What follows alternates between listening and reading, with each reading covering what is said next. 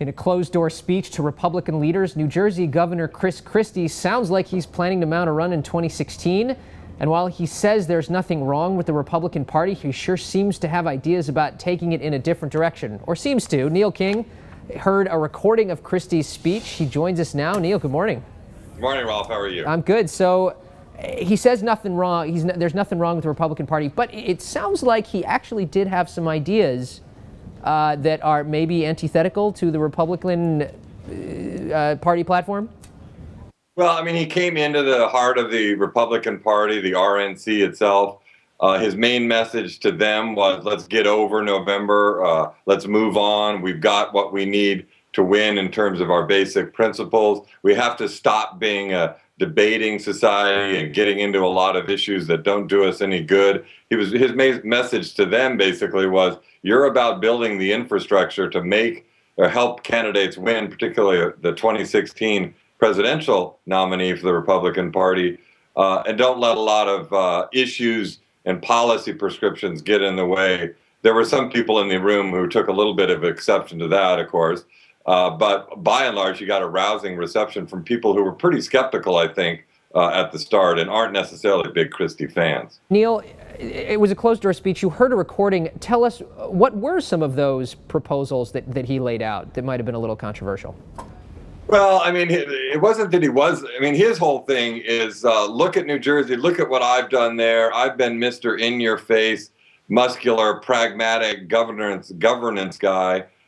He really put forward his case in New Jersey as sort of the ultimate winning formula, that he's won favor from the private sector unions, from his gap among women is really big in latest polls. He basically made it clear to them, at least from his point of view, that he's the kind of person that the party needs to win, who's a person that basically looks after the stuff that people care about, taxes, spending, jobs, and doesn't muck around in a lot of other areas. Areas he doesn't muck around in. We're talking gay marriage, abortion, sort of some of the social conservative issues? You know, it's what he sort of didn't say. He didn't use any of those words, but it was basically, let's tend to what really matters. Let's do what people really care, the stuff that people care about. Look people in the eye, not spend all our time looking at polls. And, you know, he really was pitching himself as the kind of in-your-face, pragmatic, doer guy that, like him or love him, that's very much going to be, I think, the core of his 26 campaign is going to be about him and his style. It seems like he's definitely mounting. He's planning to run. And now, one very interesting line from your story: he wants to drive a wedge in the labor movement. That was a quote from his speech. What did he mean by that? That was a really fascinating thing, and you can see this developing in other parts of the country. But his whole thing is, there are the public sector unions, and he has waged a huge fight right from the start with the teachers' unions in particular. Are these bloated unions that are taking, taxpayer money for these pensions and so on. Then there are the private sector unions, the builders' unions and others.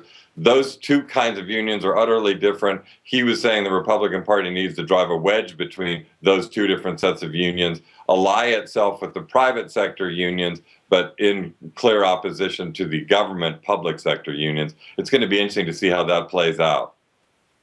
Unions, an interesting organizer when it comes to getting out the vote, so that'll be important. Neil King, thanks so much for joining us this morning. Take care, Ralph.